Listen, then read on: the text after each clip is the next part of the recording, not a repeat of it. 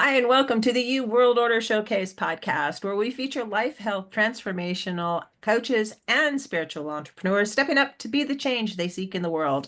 I'm your host, Jill Hart, the Coach's Alchemist, on a mission to help coaches and entrepreneurs amplify their voice, monetize their mission, and get visible, leveraging podcasts and our huge audience over on the Gnostic TV network. Today, we are chatting with Christian Elliott. Christian is an author, podcaster, coach, and the owner of Holistic Health coaching company, True Whole Human, and co-owner of Healing United. And he's here to talk to us mostly about what he's doing over there with Healing United. It's going to be amazing. Welcome to the show, Christian.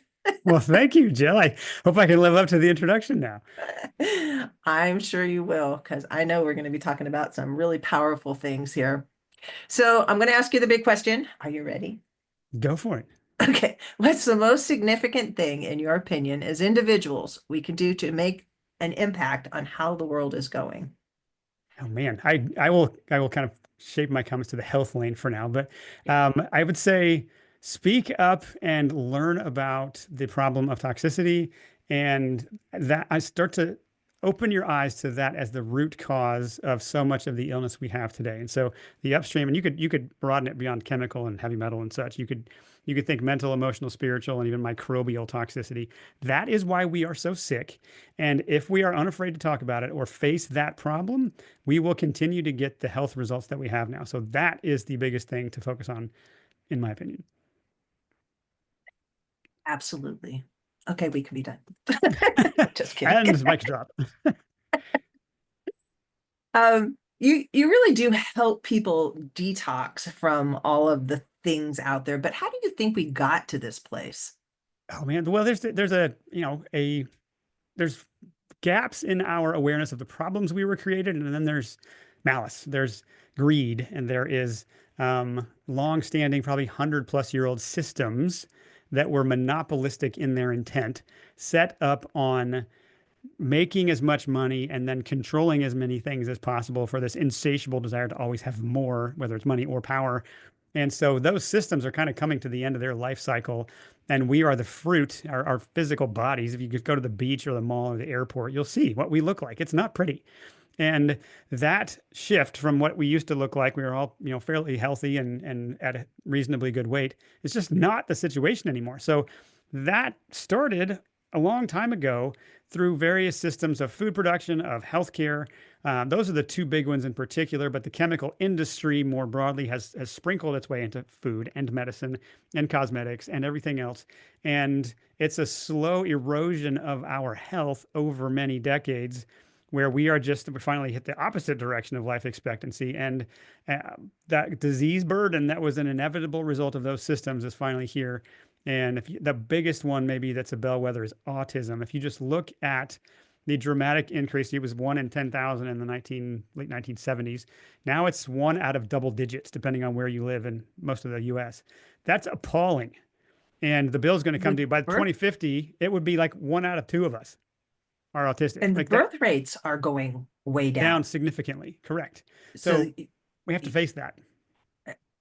yeah, because at some point it's going to be 50-50, and then you're just going to have people that really aren't, not to disparage people with autism, Hmm. but they don't have the mechanisms to function on their own. A lot of cases they need caretakers, Right. and just by the law of attrition you're going to reach a point where there aren't going to be any caretakers for these people. Right. If you just play the statistics out, if you just bald, boring math and just look at where it's going on that trajectory, you're either autistic or you're caring for someone autistic by roughly 2050. We have to change that. And unless we get our head around what's creating it and make some big changes, that trend isn't going to slow down. So it's on us who can see the problem to speak up and start to do something about it, because that's how you just crash a society, and you have to start over. Yeah, and it's not like just in one country. No, it's It's anywhere. We have everywhere. exported the biggest problem contributing to this, and we can talk about that topic if you like to. Yeah. Let's dive right in. Yeah. Okay. Well, so for a lot of people, this is hard to hear, and I do not say this without an appreciation for the emotional reverberation of some really uncomfortable news. But the biggest contributor to this, so depending on where this is aired, you might have to take this down, but is the liability-free poison shots that we have been giving kids for decades and decades. And there's a definitive study that showed that that is the number one factor in why there is so much autism today, bar none. Nothing else explains it remotely. Yes, we have other toxicity that we are dealing with, which just clog up our detox pathways even more. And depending on the child, their pathways may or may not be open. But that is why it's happening. And if we can face that, we can have honest conversations. We can kind of get past whether it's the guilt or whether it is the anger or whether it is the shame, whatever it is, and just start to say, well, that happened. Now what? What can I do from here? And it's a delight for me to do my best to kindly help point that out, and then just not just be like, sorry, good luck, but to have solutions for people who are working at trying to overcome, whether it's autism or whether it's any number of major diseases. It's the same root problem. You're not sick, you're toxic, and your body's purging systems are clogged. You can't offload the stress, and it is corroding you from the inside out. People always come up with, well, people that I know when I start talking about these sorts of things come up and say, what about polio? That's an easy one once you study it. But yeah, it is an easy one once you study it. But yeah. Do you want me to just pick that one apart for a second? Yes, go ahead. Yeah, okay. Well, there's a great book, The Moth in the Iron Lung, if you want to go look that up. But that reviews the history of, it sounds, it's unbelievable, actually. So in the late 1800s, there were like locust or biting fly epidemics. And so what they figured out was heavy metals are really good at killing those guys. And so this became part of insecticides. They put it on fruit. They wrote songs about it and passed legislation. You had to use it, and it was celebrated as this great way to create insecticides, essentially. So we're spraying heavy metals all over everything, killing these insects, realizing eventually, this is a problem. Like if you heard the phrase mad as a hatter, people would literally go mad because they had the people making the hats played with mercury all day. They would get sick and they would go loony.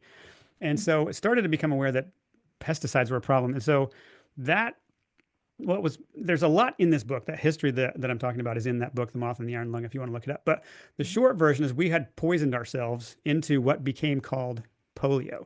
And you can fast forward to DDT and find the same thing. When we stopped poisoning ourselves the first time, the first wave of polio ended. When we stopped using DDT the second time, polio ended. And even just the way the numbers are skewed or talked about, now they have non-polio is a fun way to just say it's like polio, but it's not polio, but it is polio. And they just play with language to try to cover up what's really happening. So I would encourage you to look at that. But the short version of polio is that there are 2 major episodes of public poisoning, that when the poisoning was stopped, polio went away. And then the polio shots come in, similar to almost every other vaccine. It was introduced after the infectious disease burden had basically become what it is today. It's just become flatlined. It was refrigeration and sanitation and plumbing that got rid of all the infectious disease, and the unsanitary environments is why the numbers plummeted. And then vaccines come in as the savior at the end, and the narrative is they are what did it. They are what eradicated polio. So you could look at turtles all the way down. You could look at dissolving illusions, or you could look at the moth and the iron lung and get the real history behind these shots. And it's just hard. It's ugly, uncomfortable to see it. And then you're just like, oh, gosh, that's what people in power want you to believe and have wanted you to believe for a long time. And they're paid for. Yeah. Their propaganda is real. Let's just start there. And it's paid for by your, apparently, tax dollars. Well, yeah. That was the Smith-Mundt Act, as Obama freed the intelligence agencies up to target propaganda at the U.S. population. Hello, COVID. Like, that was not an accident. And some of these plans, it's gradualism is the way these psychopaths work, of just infiltrating and adding more and more control and corralling us into tighter and tighter boxes, or just making up narratives and pretty much everything. I don't know that anyone currently trusts the mainstream media. I recently asked that, and I was given a talk publicly, like, is there anyone here that thinks the media does not lie to us? Nobody raised their hand. Like, we're all aware that we're just being gaslit and lied to all day. It's the smoke and mirrors trying to figure out what's actually real. But what if it's on there, I can just trust it. And once in a while, they'll do like a limited hangout, so a little bit of truth just to make you think, oh, maybe they're really telling me the truth. Most of the time, no, they're not. Almost No. all of it's a lie. And once that clicks, you just stop seeing this puppet theater of Disney World that's really like everything is awesome or everything is simple good guy, bad guy narratives that they paint for us. Bad virus, you sick. Like follow the science, whatever that is, trademarked version. So yeah, once the spell of Or media is the broken, science is settled. I love yeah, that one. like, is By boy, definition, it's science is never not settled. settled. Right. It's an oxymoron. Fauci is not the science, by the way, for anybody that did not know that. But yeah, that's just we've Neil been Tyson deGrasse or yeah, propaganda's real. Bill Nye, the science guy, Yeah, who is puppet. neither a science guy. No, he's propped up. There's so many people that you just go back and I just read a great series of Substack called Engineering Reality, and it's just like they have been good at this. They realized television, media, newspapers, celebrities, musicians, they Programming can, for a yeah, reason. yeah. It's just they're it's hard to swallow that those in power wish us harm. But once you can metabolize that, like that's really people in power might not like me or might not care about me. They're indifferent to my suffering. Yes. And sometimes they like to profit from it and laugh all the way to the bank. And okay, let's just at least be honest about that. And if we can, well, we can face it and we can do something about it, like have a podcast and talk about it. Yeah. Or, come and see you. And if you've participated in the charade, and we all have, Yes, it just every one like of us. it's really hard not to be part of it at some point. But again, at some point you wake up and you realize, hey, maybe there's something I could do to make myself feel better and not Hmm. have to participate in these ridiculous games that they're playing out there. Hmm. And the whole insurance thing, Oh my gosh. another Yeah, that is scam. majorly wasteful. Shocking. Like the numbers can't be that big. No, they are. It's amazing. Yeah, but you're right over the target. And once it clicks that, okay, that's how the world works. There's a wave. Like when I first kind of had my giant awakening, it was like you have a pit in your stomach. You just feel depressed. You can't face the world. And then eventually you're like, well, I'm still here. I guess I could make something of myself. And you're almost desensitized to the theater. It's all kabuki. And you start to find the voices you can trust, the people who speak truth. You find the things that resonate. You're like, oh, yeah, it makes sense that health is about unburdening and purifying myself and nourishing. Like it's not super complicated here.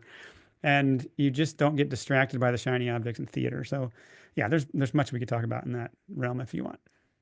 Is taking personal responsibility for your health Yes, no instead one's going of to manage it for you. thinking, oh, I can, my whatchamacallit doesn't hurt or hurts today, so I think I'll go ask somebody else's opinion about it. Hmm. You're really better off looking at the internet, even though they'll tell you, oh my God, don't do Yeah, that. right. You Well, might be but empowered. even that reaction, even the scenario you're talking about was intentionally fostered. The whole idea of experts and the medical system in particular did such a good job at capturing key words as their exclusive property: cure, treat, prevent, ameliorate, mitigate, trust science, follow science, follow the money, be better. But that set of linguistic handcuffs the rest of us are in, this idea that I didn't go to medical school. How would I know about how to manage my own health? That was intentional. They've made us fearful of the air we breathe. They've made us fearful to take a risk on anything because something bad might happen. And we just have to from a place of fear, we will just defer to an expert. Well, and we see where that leads us now. We can look at the body of evidence or the giant statistics of where we are with our health and say, this expert thing's not working out. To your point, we are going to have to take charge of our own health, but it starts with seeing it and then developing a little bit of confidence to just try things and find your own way and realize health is not about one thing. Health is about a lot of things. Riches can be found in niches, but health can't. So you don't need a specialist. I now call them partialists. Looking at a tiny part of the problem, pretending they have a special answer to this very complicated problem. That's like the government curing Yeah, crime. as I'm not though gonna do that. like one piece, if you just fix the one piece, Yeah, it's not going to affect everything else. right. As if all your body systems work independently of each other, or Right. all you need was a stand back, everyone. Vitamin D is here. We've got this. Like, that's not how any of this works. And it just takes being able to see that and realize the emperor has no clothes. They've been lying to me this whole time. They don't have answers. They have different ways to extract life force and money from me. That's what they have, and they're good at it. But do you want to go that way, or would you like to jump to a different track and kind of just live in reality instead of official reality? It's much more fun to live from what's real, and it's freeing, and there's love and hope and peace and so many wonderful things there, or just anxiousness and sickness in the other one. Yeah. And taking responsibility for your actions. It's not that there's never a time and place for using pharmaceutical chemicals for fixing problems. But this going in and getting chemicals and then taking them like forever without any supervision, it's no wonder that properly prescribed, properly taken Hmm. pharmaceuticals kill more people. I think it's the number, it might be I used to think it was the number one leading cause of death in this country, but I I saw something recently that said it was the number four, Well, yeah. So probably if you because if you COVID came along. yeah, well, the cancer, heart disease, and cancer typically are the top two, which the medications we're Arguably talking could about go back contribute to, to them. Yeah. But if you take all the deaths from medical care, so if you combine them together, you could probably get the biggest number. Some would Mhm. argue that. But typically, the medical system is the third leading cause of death in the country when you combine what you're talking about, properly prescribed medications, never mind drug interactions or misprescribed ones, unnecessary surgeries, infections you get in the hospital, and so on. The medical system admits to being the third leading cause of death. I read a book last year called The Lethal Dose. They know there's a there's a percentage of people that will die from taking this. Like, to me, that's not an acceptable variable in this equation. And to your point, yes, there's a place for pharmakia, which is where the word pharmaceutical comes from, which Mhm. interestingly means witchcraft or sorcery. But that there's the place for it is trauma and emergency care. If I get hit by a bus and I'm fighting for my life, yes, do your potions and figure out what do you need to put me back together in short order. Outside of that, don't bother me with it. Give me the tools Right. of health and healing, and I'll put my bets on the body's ability to figure this out. And even infections, like to me, I'm not afraid of any of them. I know tools to get rid of infection. I don't need antibiotics for that. So but it takes learning to develop that level of confidence that, oh, I'm going to be fine. So yeah. It also takes exposure to some of this stuff. Like I don't have Hmm. a dishwasher. I wash everything by hand. Wow.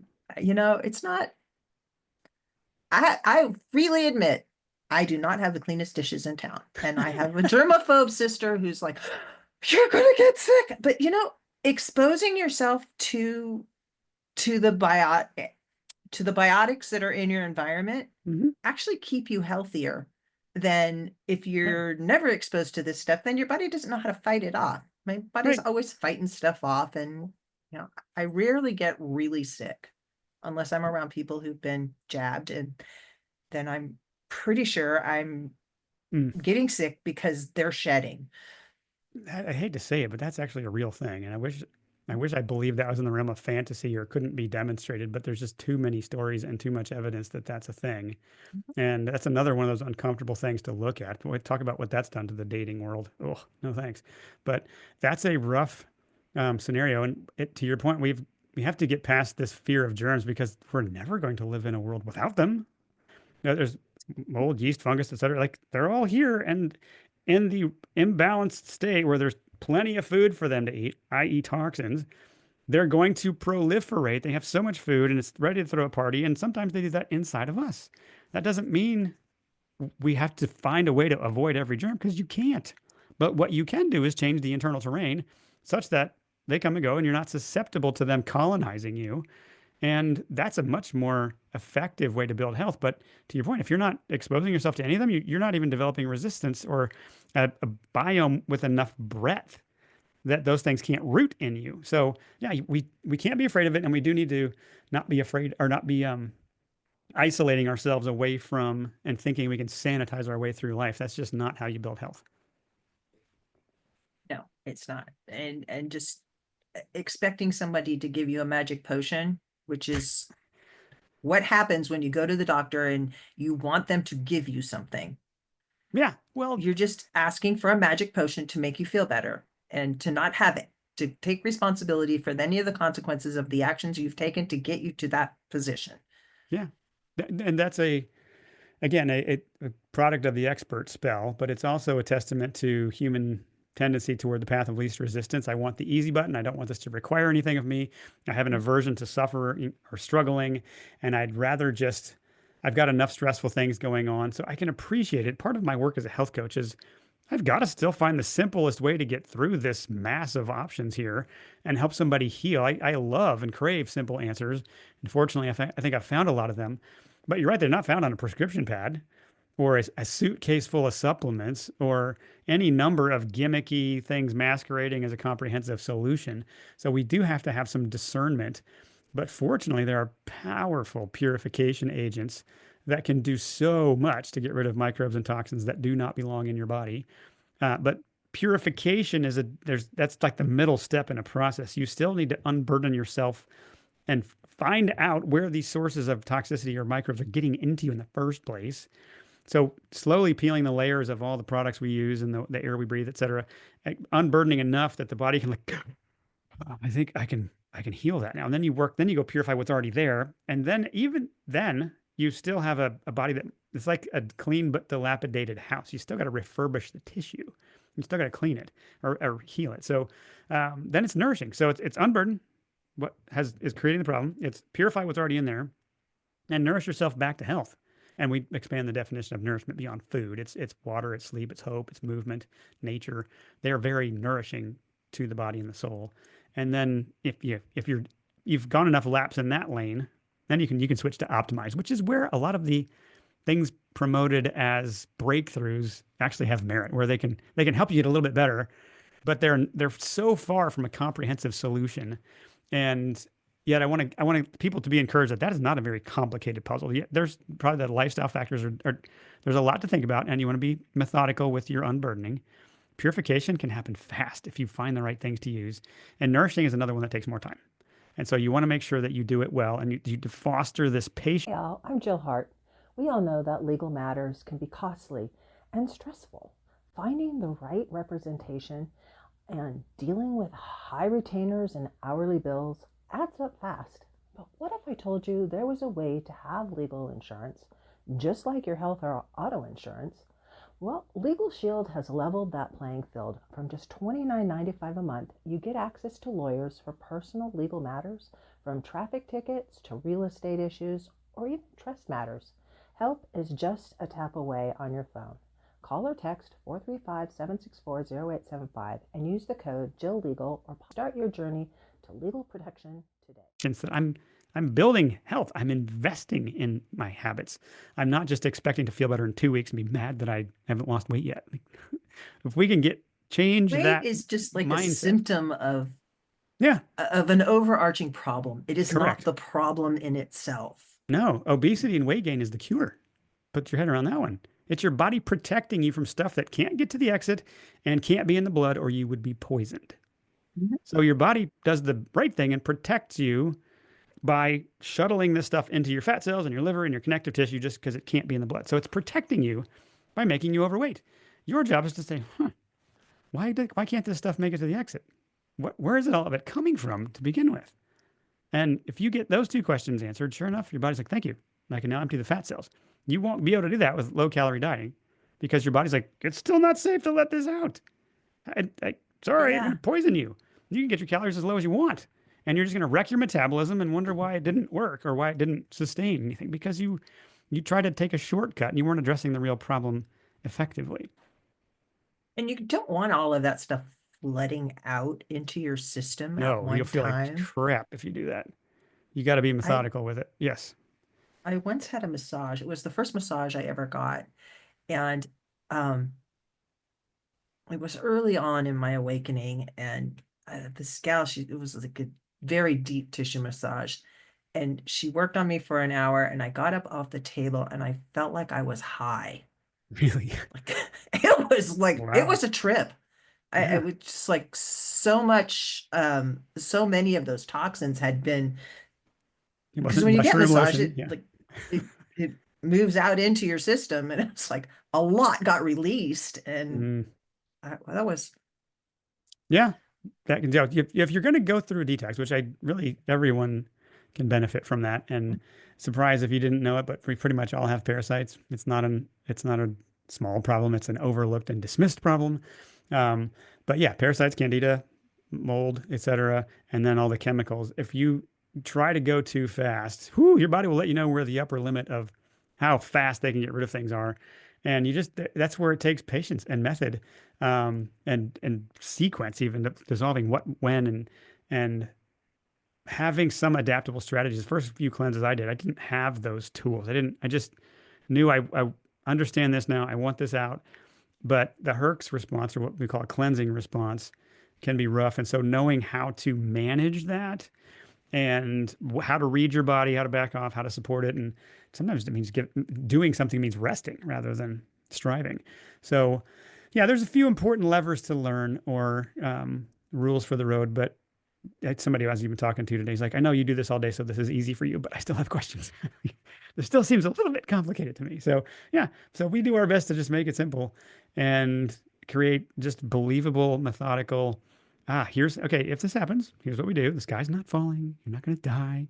Your body just said, that made me feel like I'm throwing up, or now I have the runs, or I'm a little achy, or I have the chills, or like it will give you feedback if you're going a little too fast. But that doesn't mean you're off course. It just means you're successfully finding the upper limits, and you're developing better intuition, which the expert's never going to give you because it's your body. You develop that intuition with a well curated set of tools and levers to pull. And man, I get tickled at the number of testimonies or stories I get to hear. Just this week, somebody had a cancer fall off of her face. We taught her how to treat that, or how to treat it, as I'm not a doctor. Nothing here is medical advice, people. I'm telling stories of what I've done. But we had somebody get rid of, had a toenail fall off this week because it was toe fungus forever. So we just nuked that. Toenail falls off. He's got a fresh nail growing under that. We had somebody pass a boatload of parasites. We had somebody get rid of varicose veins on her leg. Like, it's just, to me, that's Tuesday. But for a lot of people, that's shocking that those kind of things can get better. And once you learn how healing works, it's really not so mysterious. Of course, the body would function better if it wasn't burdened and nourished. Self-healing, self-regulating. Right. You don't need pills to artificially lower or raise or make you feel or make you not feel. Mhm. All these are signals your Right. body's trying to communicate with you, people. Correct. Stop with those Yeah. One nugget antidepressants. right. One nugget that one of my our people in our program pointed out that he appreciated was the phrase I said, the cold is the cure. And he's like, wait, what? Like, yeah, the cold is your body turning on all the public works department and cleaning everything out. And whether you stick with the germ theory, that's a microbe replicating, or whether you say terrain, and it's just a body burden bucket that's full. And either way, this stuff doesn't belong in here, and I have to get a little more aggressive in my efforts to get it out. So sorry, but I'm protecting you, and I'm curing you of something that would otherwise poison you to death. So you're welcome. Like, if you can take that perspective, the next time you get a cold, be like, oh, that's my feedback from my body that I'm overdoing it a little bit, that I have a susceptibility here, that I have somehow made myself hospitable to whatever's in the air, or I'm just finally toxic and where I need to empty. It's so much easier to go, oh, well, I guess I could do a little self-reflection. I guess I could take some ownership. And where am I a little over my skis or punching above my weight class here, thinking I can take on the world, and need to have a more measured, realistic acceptance of my actual capacity and where the real limits are. And the body will just keep giving you that feedback as long as you keep pushing it too much. You can also help your body by telling your body things. Like, Yeah. if you're wandering so around great going, point. this job is killing me, or Please don't say that. yeah, your body, or I could really use some time off. I'm so tired.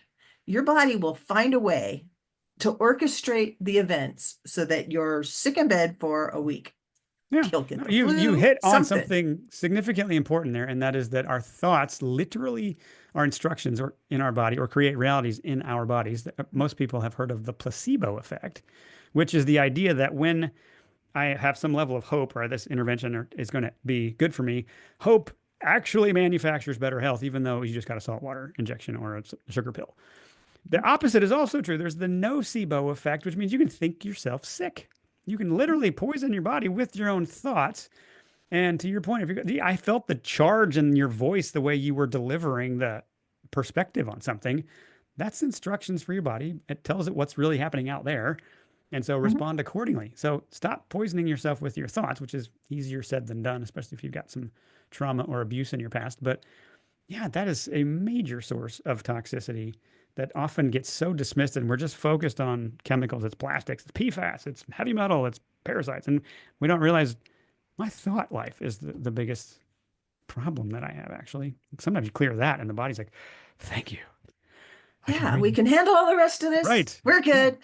Exits are open again. Please purge that as well. And if it bothers to come in here again, show it to the door. Like, so, Exactly. yeah.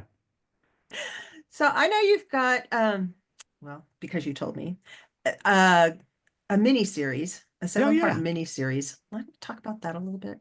Yeah. And I So, also want you to talk about the detox um uh series that you have on your website for those shots.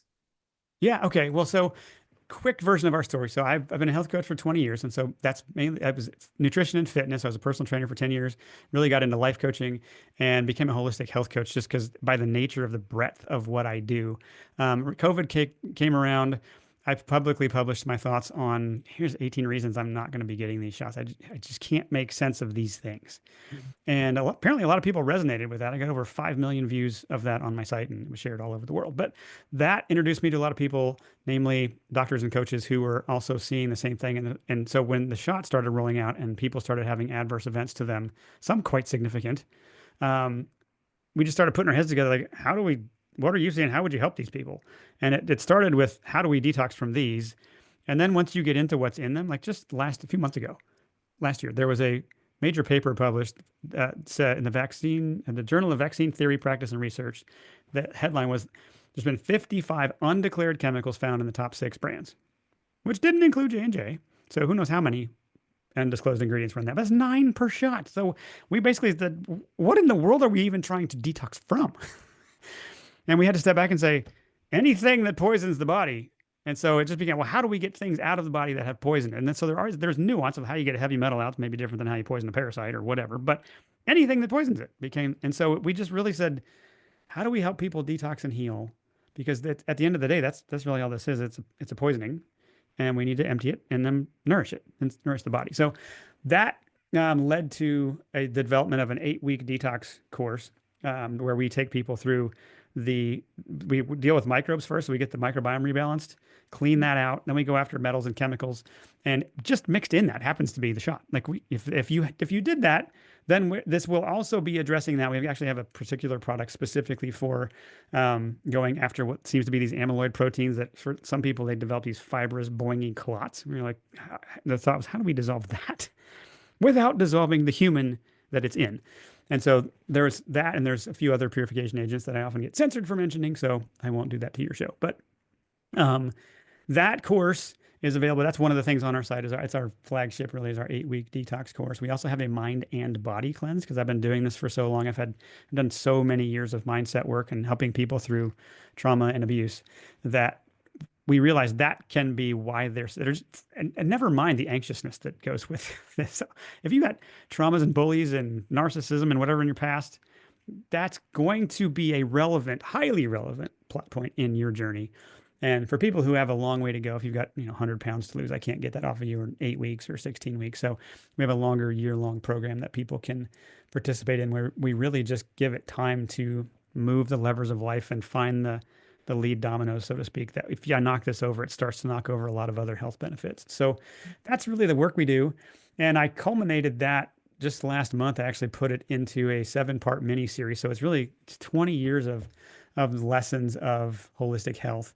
And I'm delighted to say I feel like I can finally communicate holistic health in a way that is so I got a video from a friend today. He said he watched that. He said, that is so stupidly simple. I cannot believe I never saw that. Like, it's the easiest thing in the world to picture. And it clarified all these different shiny objects I've been thinking about or heard about. They're all in a context now And I just feel like I finally have a path and I can't wait to work with you. Like that's what that mini series can do. It can just lay out from beginning to end. So there's 7 videos. It's probably 15 minutes each average. So you got about 100 minutes worth of, break it up however you want, but it's themed. And I just take you through a historical journey, through a science journey, through a healing perspective. And you just like, dang, I can do this now. You just feel empowered when you finish it. So that's on our site at healingunited.today. It's in the resources section. If you check it out there, you can opt in and watch the whole thing for free. And then it's also the pop-up that comes up. If you want to just subscribe through the pop-up, you'll get access to the whole thing. And I charge nothing for it. So generous. Well, thanks. It's fun. I just feel like a sacred duty to put this out there. Like people need to know. And once your eyes are opened, gosh, You can never go back. No, but what I feel like I've been affirmed that series did is I've simplified healing. I didn't oversimplify it, which is what almost everything in the health world does. Oh, you just needed this bacteria. You just needed that one hormone. Everything's fine. But I simplified it to be like, I can do that. Is there work? Simple and easy are not the same thing, but simple is elegant. It's doable. It's to your point, it's gonna require that you take some ownership. You're gonna have to learn a couple things, but we have tutorials for that. We have group calls for that. You are going to be here to hold your hand through the whole thing. You get access to us for a year. You cannot leave our program and there. No, I didn't get enough support. They were not there for me. Bull. We were here the whole time, and we answer questions all day. So yeah, it's fun to. It feels like I'm full circle from where I started. I actually have a Master of Divinity background. I kind of have a pastor's heart behind what I do. And now health has become a ministry. It's an opportunity to help people at such a deep level with whether it's cosmic questions or trauma or it's heavy metals or parasites, whatever. Our coaching business is called True Whole Human for a reason, because I can't not see the whole person anymore when I go to help. Amazing. So how do you actually work with people? Is it like one-on-one? Is it groups? Is it a combination? Is it courses? How does all that look? All the above. So we have courses that are it's first class education and tutorials and worksheets and things you'd expect in a course. But we've figured out over the years a way to blend high touch and group and courses. So we have a robust calendar of support, which, depending on which program you're in, between 1 to 6 days a week, you can get on a group call and get support for a themed, like a fitness call or a nutrition call or an accountability call. Or we also have what we call code red calls, where you can just at any time schedule a one-on-one call. Typically that's with me. And we just, what's going on? Where are you? What do you need help with? And we personalize it that way. So it's very nimble. It's often the group call calendar is more than satiating and people get their questions answered and they don't need it. But yeah, if you're herxing, if you have a question about any number of things, well, let's get on the phone. Make sure we have a one-on-one option for you to have the support you need. And I also have my high ticket, like spare no expense, no time limit of how much I will engage and help you really personalize this. So some people are just more, they prefer that, or they're intimidated by a group, and so they only want to do that. But most of the time, the groups, they're so friendly and so approachable, and you're just like, oh, I thought I was the only one. I'm so glad. And it's fun to be in an environment where you hear some of the stories I told you earlier. Like, you did what? You heal, huh? I know you're like a real person. You're not like some fake testimony on the internet. I know you. And to watch people change over time is so affirming. So sometimes there's more benefit in the group than people anticipate. And so that's why we've just over the years, like we finally figured out we cracked the code on Zoom calls that are not like, oh my gosh, oversharing, TMI. Who need, like we've curated them down to like, these are on mission. They're here for a purpose, and you are welcome, and we are excited to have you. And this is still within this particular lane on this particular call. So yeah, it's fun work, and I feel blessed to be able to do it. What healthcare should look like, in my opinion. Could have been all along, but it doesn't. Yeah. This doesn't make near as much money as selling billion-dollar, or in the case of statins, trillion-dollar pharmaceuticals. Yeah. It's just gross. It is. But health is not. Health is beautiful. It's so health much, is... especially when it's not like we offer our programs for family units. Like it's it's per household. So your husband, wife, kids, bring your grandma in. Like it's for the family unit, and it goes better that way when you're not the only one doing it. One, you have us and you have our groups, but you also have each other in person, and somebody to nudge you to remind to take your whatever, or get to bed on time, or show up for a call. Oh man, it's the best blend of virtual and in person that we could come up with, and I think we're on to something kind of special. I think so too. The whole doing it as a unit, because Yeah, it makes groups always make things better, because yeah, somebody will ask the question that you didn't even think of, but man, it'll change your life. right. Yeah, And and it's comforting to know if I might pass a worm, I want somebody else to have to be doing this too. Or if I'm going to be fasting, it sure would be fun to not be alone while I'm doing it, and everybody looks at me like you're crazy. So yeah, there's a comfort in knowing that you're not the only one, or that other people are suffering with you or healing with you. Is a better way to put it. they're moving in the same path along the Yeah, same path that you're on. And yeah, it's not like, I recently embraced sobriety. good for It's you. been a couple of years now, but it wasn't that I had to give something up. I just chose a different path for a while. Yeah. And I didn't have to do it. I chose to do it. And health is Hmm. like that. You can choose to not eat sugar. You can choose to not, you know, do different things, but you can also choose to eat Hmm. apples instead of potato chips or Yeah. Yeah, there's a funny cycle or predictable psychological element of eating, because it is such a predictable source of comfort or ability to kind of just nudge and change your mood, and there's a psychological boost to it, but it's so short-lived, and it just takes a little bit of accountability, a little bit of someone else around you to do some of this and realize, yeah, I'm by diminishing that, I'm making space for something else. And if you can say, well, what do I want to make space for? And that invitation to create a space for something else, if you choose it well, you pick non-self-sabotaging habits like your Apple example, or a phone call with a friend, or going for a walk, or going to bed with a book instead of a phone, like whatever. You're just making space for life to get better, rather than to numb out and not ever be alone with your thoughts, or not strive and find out that you can make it. And so obviously you figured out that you can make it by giving up alcohol. Fantastic. hey, it has been an amazing adventure, and I feel wonderful for it. I'm sure you It's do. just Well, like, I mean, at the end of the day, alcohol is toxic. It is a toxin. There's a reason your motor skills and inhibitions get messed up. Like that's because you're poisoning yourself. And if you can say, you know what, how long do I want to keep poisoning myself? Then, I, or the occasional glass of wine, but my wife has an aura ring. It gives her up anytime she has wine. Like my body does not respond to that. Well, oh, yeah, okay. So yeah, we hardly have any alcohol. I could probably count on one hand. I wouldn't even need all the fingers to the number of alcoholic drinks I have in a year. Like it's just doesn't have an appeal. I So don't like the way it tastes. I realize yeah, that, I'm doing this, but I don't really like it. So why am I doing this again? mm, good question. It's like Yeah, and then just it's finding the pattern replacement recognition. that helps. Yeah, you don't Mhm. typically break a bad habit; you replace it. You nudge Mhm. it out, and in so I do doing, tea. yeah, I'm really into teas. yeah, good for you. Well done. That's a milestone a lot of people never quite cross. Just it- it's not for everybody. And I'm still around people who drink. My husband drinks sometimes. Yeah, It just isn't that big a deal to me. yeah, good for you. Yeah, I haven't met a glass of wine or beer I couldn't walk away from. It's just there's nothing about my gosh, I just really want that.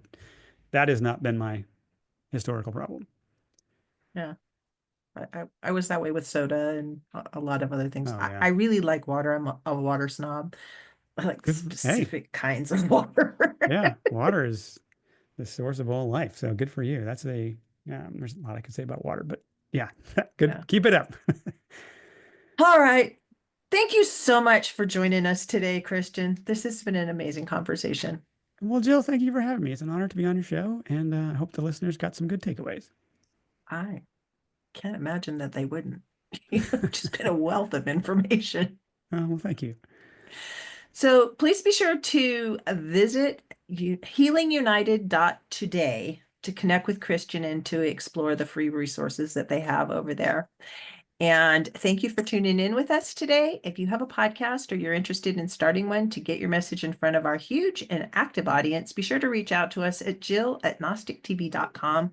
We love to help spiritual entrepreneurs and coaches amplify their voice and monetize their mission, and offer a variety of ways to do this on the Gnostic TV Network platform. Join us for our next episode as we share what others are doing to raise the global frequency. And remember, change begins with you. You have all the power to change the world. Start today and get visible.